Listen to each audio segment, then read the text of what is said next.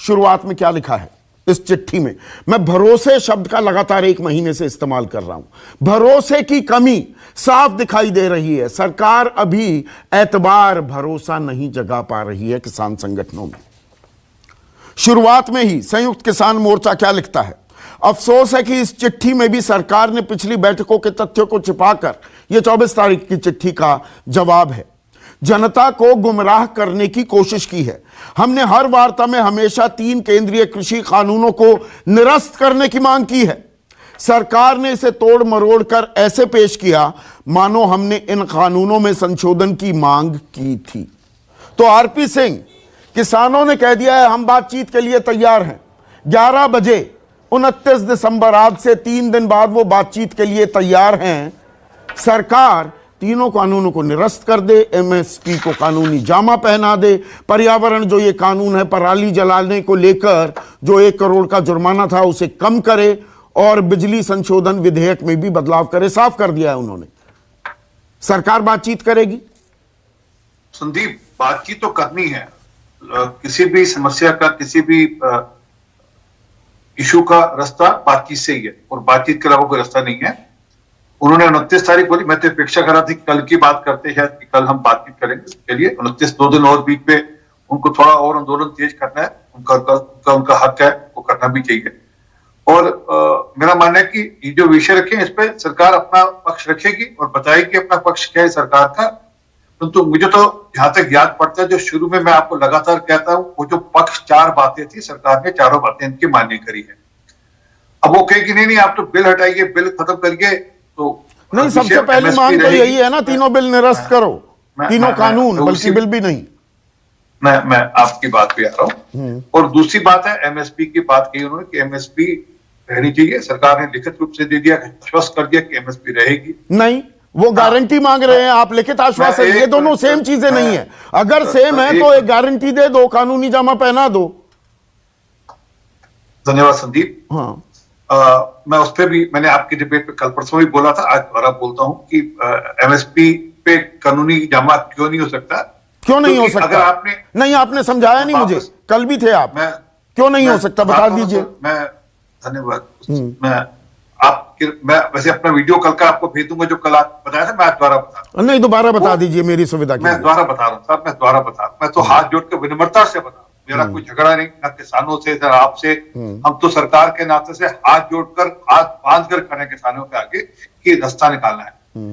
जितने मेरे यहाँ किसान भाई बैठे हैं जानते हैं कि जब कोई सामान खरीदा जाता है, जब कोई फसल खरीदी जाती है, उसमें ह्यूमिडिटी कितनी है, उसमें नम्रता, उसमें पानी कितना है, उसके आधार पर उसकी वैल्यूएशन होती है। अगर आपने एमएसपी तय कर दी कि ये है और उसके हिसाब से कल कुछ 19-21 की तो नहीं पड़ी रहेगी। नहीं, अधूरी जानकारी दे रहे हैं आरपी सिंह। ना, मैं बीच में जहां पे अधूरी जानकारी देंगे वहां पर मैं टोकूंगा आरपी सिंह। बिल्कुल टोकिए। आप जो ये कह रहे हैं कि नमी होती है, दिक्कत होती है, ये तो आज की तारीख में, ये आज से नहीं, 1938 से जब मंडियों की व्यवस्था शुरू हुई। आप जाएंगे, जैसा भी अनाज है वो वैसा नहीं खरीदा जाता।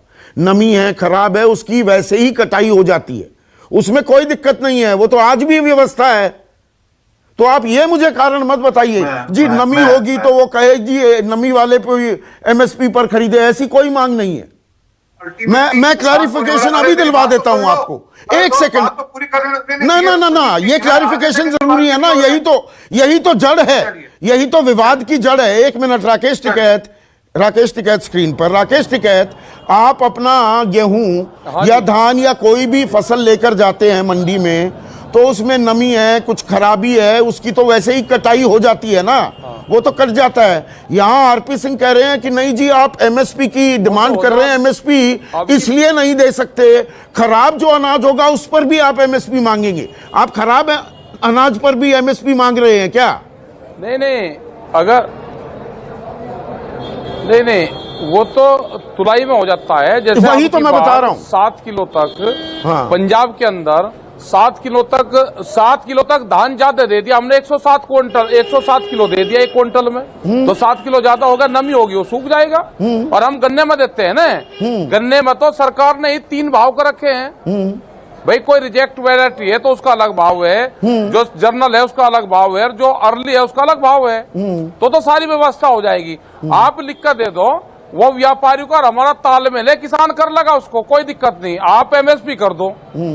बोलिए आरपी सिंह। नहीं बिल्कुल छोटे छोटे सवाल जवाब रखेंगे, क्लैरिटी आनी चाहिए। आरपी सिंह, किसान संगठन साफ कह रहे हैं जो कटाई है कर लो ना, उसमें कोई दिक्कत नहीं, एमएसपी को कानूनी गारंटी दे दो।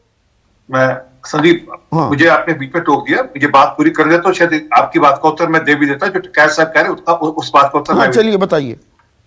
मैंने कहा कि अब जब एमएसपी को आप गारंटी कर देंगे और कानून बना देंगे कि एमएसपी के नीचे कोई खरीदेगा नहीं, सरकार तो खरीदेगी एमएसपी के अंतर्गत, सरकार का हम सरकार की ओर से लिखित आश्वासन देने को तैयार है कि सरकार एमएसपी में खरीदेगी, परंतु प्राइवेट प्लेयर एमएसपी के नीचे खरीदेगा। हमने इसको कानून बना दिया और कह दिया एमएसपी के नीचे कोई खरीदेगा नहीं, वो कहेगा भैया मैं नहीं खरीद सकता एमएसपी के, क्योंकि मेरे को तो आप कानून किसानों के हक में बना रहे हैं कि कारोबारियों के हक में बना रहे हैं? यही तो कह रहे हैं किसान, कारोबारियों के हक में बना रहे हैं क्या आप? ये कि कारोबारी नीचे भी खरीद सकता है? मैं माफी चाहता हूँ, आप अगर मुझे इस ढंग से टोकते रहेंगे, मुझे बात मैंने 3 बार कोशिश करी, आपने मेरी बात पूरी नहीं होने दी। सुनिए एक बार आप। हाँ नहीं बताइए।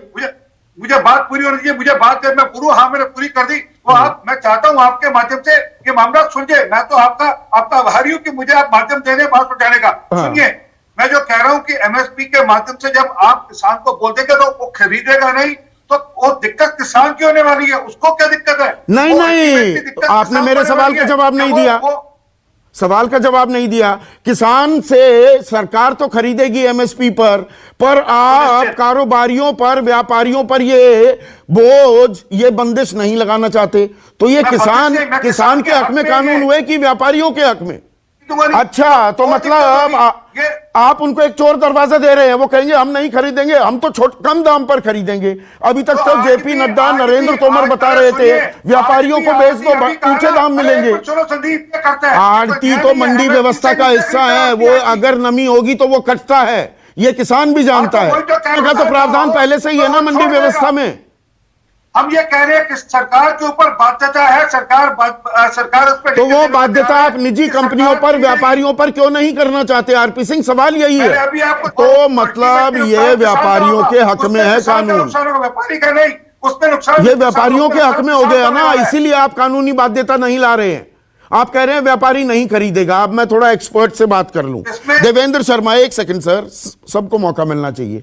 देवेंद्र शर्मा, ये जो तर्क दे रहे हैं आरपी सिंह कि व्यापारी, निजी कंपनियां, बहुराष्ट्रीय कंपनियां खरीदेंगे ही नहीं, एमएसपी की बाध्यता कर दी तो वो कहेंगे जी नमी वाला भी वो खरीदना पड़े। ये तो नमी की तो कटाई होती है, ये तो नॉर्मल सामान्य व्यवस्था है। जो किसानी का क भी जानता है वो जानता है कि किसान अगर 1 क्विंटल गेहूं लेकर जाएगा, वो पूरा 1 क्विंटल नहीं तोला जाता, अगर उसमें खराबी है तो वो काट लिया जाता है। तो निजी कंपनियों पर बाध्यता क्यों नहीं? सरकार पर बाध्यता, निजी कंपनियों पर नहीं, ये कौन सा मतलब हुआ? संदीप जी, ये बातें तभी कही जाती हैं जब आपका इरादा नहीं है एमएसपी देने का किसानों को। मैं इसलिए कह रहा हूं कि अगर आज देश का किसान बॉर्डर पर बैठा हुआ है दिल्ली का, तो वो अपनी इस 2 दिन 3 दिन या 3 महीने की जो दिक्कत आई है या उनको समझ आई है सेंट्रल लॉज के बारे, वही एक कारण नहीं है। कारण है कि पिछले 4 दशकों से कम उनके साथ जो अन्याय हुआ है, वो गुस्सा जो है वो आज प्रकट हो रहा है हमारे सामने। और ये हमें जानना है कि पॉलिसी मेकर्स को भी, जैसा कि प्रधानमंत्री जी ने बिल्कुल ठीक कहा, कि तर्कों पर बहस होनी चाहिए, तर्कों और तथ्यों पर वही हम जानना चाहते हैं कि जब ये बोला जाता है कि साहब ये कारण है कि हम ये जो लॉज आएंगे किसानों को बेनिफिट करेंगे, किसी तर्क पर तो बेस्ड हो, किसी तथ्यों पर तो बेस्ड हो। मेरा ये मानना है कि दुनिया भर में जहां पर ये मार्केट रिफॉर्म्स आए हैं एग्रीकल्चर में, वहां पर किसानों की इनकम जो है वो ध्वस्त हुई है, नीचे गई है, नुकसान हुआ है किसानों को। ये बात मैं 1 सेकंड के लिए रोक रहा हूं देवेंद्र, आपको 1 सेकंड के लिए रोक रहा हूं। ये बात स्वर्गीय अरुण जेटली ने 2012 में दिसंबर में शीतकालीन सत्र, इसी महीने में, आज से 8 साल पहले, जब वो नेता प्रतिपक्ष थे राज्यसभा में, उन्होंने कहा था कि औने पौने दांव में ये बहुराष्ट्रीय कंपनियां किसानों से फसल खरीदती हैं। अमेरिका का उदाहरण दिया कि $440 बिलियन, ये 8 साल पहले का, वो $867 बिलियन हो गई है सब्सिडी, वो देते हैं किसानों की ये नुकसान की भरपाई करने के लिए। हमारे पास उतने पैसे नहीं है, दे हैव डीप पॉकेट्स। ये उन्होंने जब कहा था तो ये हमारे देश में जो नहीं बताया जाता हमारे इकोनॉमिस्ट द्वारा, जो हमें बताना चाहिए, उनको समझाना चाहिए कि अमेरिका में जिसको हम मार्केट इकोनॉमी कहते हैं, जिसको हम कंपटीशन कहते हैं, कि जिसके करके एग्रीकल्चर वहां पनप रहा है, जिसको ये कोट अनकोट पनप रहा कहते हैं, वहां पर ये समझना है कि जो हर 5 साल बाद अमेरिका एक फार्म बिल लेके आता है, उस फार्म बिल में अगले 5 साल का प्रावधान होता है कितनी सब्सिडीज दी जाएंगी एग्रीकल्चर को। जो 2018 का फार्म बिल है, जो लेटेस्ट आया फार्म बिल, उसमें जैसा कि आपने बिल्कुल ठीक कहा, तकरीबन 860 बिलियन डॉलर की अगले 10 साल सालाना 6,000 करोड़ रुपए की सब्सिडी हमारे किसान को मिलती है। 15,647 रुपए की सब्सिडी अमेरिका के किसान को मिलती है। 42 लाख रुपए की सब्सिडी। वो जो आप कह रहे हैं संदीप जी, वो एक हमारा जो सेंटर फॉर WTO स्टडीज है, उसकी एक स्टडी कहती है कि अमेरिका में एवरेज किसानों को $62,000 की सब्सिडी हर साल मिलती है। हाँ, तो वो सीधा 42 लाख हो गया। हाँ, मैं 62,000 वो करेक्ट फिगर जो है। और जो हिंदुस्तान में किसानों को मिलती है वो $280 के आसपास मिलती है। मैं एक और देख रहा हूं क्या जा रहा है कि चाइना से कंपेयर करने की कोशिश भी हो रही है, लेकिन ये नहीं बताया जा रहा कि चाइना में आज सबसे ज्यादा एग्रीकल्चर सब्सिडीज दुनिया में जो मिलती हैं वो चाइना में मिलती है। 2016 में $212 बिलियन की सब्सिडी चाइना ने दी है, जिसके करके किसानों का जो दाम है वो अच्छा मिला है, क्योंकि वो मोस्टली डायरेक्ट इनकम सपोर्ट थी, जिसमें अलग अलग फसलों के जो दाम है किसानों के अगर हम देखें पर तो यहां पर बड़े सरकार, एक मिनट देवेंद्र, यहां सरकार कहती है, प्रधानमंत्री ने भी कल जो संबोधन किया और 7 राज्यों के किसानों से बातचीत की, सरकार कहती है खरीफ हो या रबी हो रिकॉर्ड खरीदी कर रही है। आंकड़े समेत बता रहे हैं कि कम से कम 2.5 गुना हम ज्यादा खरीदी कर रहे हैं जितनी यूपीए सरकार में होती थी। हम बुआई से पहले एमएसपी की घोषणा कर रहे हैं। देखिए, बुआई से पहले एमएसपी की घोषणा सालों साल होती आई है, इसमें तो कोई वो नहीं है। तकरीबन कम से कम पिछले 8-10 सालों से तो होती आ रही है नियमित रूप से। लेकिन सबसे बड़ी बात यह है कि किसान जो मांग रहे हैं वो ये कह रहे हैं कि एमएसपी सारे देश में, एक जो 23 क्रॉप्स के ऊपर एमएसपी अनाउंस होता है, वो एक लीगल इंस्ट्रूमेंट बना दिया जाए, उसके नीचे खरीद नहीं होगी। तो आरपी सिंह कह रहे हैं कि नहीं, प्राइवेट कंपनियां खरीदेंगी नहीं। कानून बना दिया तो वो किसान कहां बेचेगा? प्राइवेट कंपनियां, व्यापारी कह देंगे हम नहीं खरीदते जी। जी, एक बात सुन ले, एक डाटा मैं पेश करना चाहता हूं कि अक्टूबर नवंबर में जितनी भी देश में खरीद हुई है फसलों की, एक वायर ने एक स्टडी की है, बहुत अच्छी स्टडी की है। उसने कहा कि अगर वो किसान एमएसपी पर भेजते, सिर्फ गेहूं और धान की बात नहीं हो रही है, अगर ये 2 महीने में किसान अगर बाकी फसलों को भी एमएसपी पे बेच पाते तो उनको 1900 करोड़ रुपए का नुकसान फायदा होना था। अब बताइए, 1900 करोड़ रुपए से वंचित हो गए क्योंकि उनको एमएसपी का जो लाभ है वो नहीं मिला। यही तो किसान मांग रहे हैं।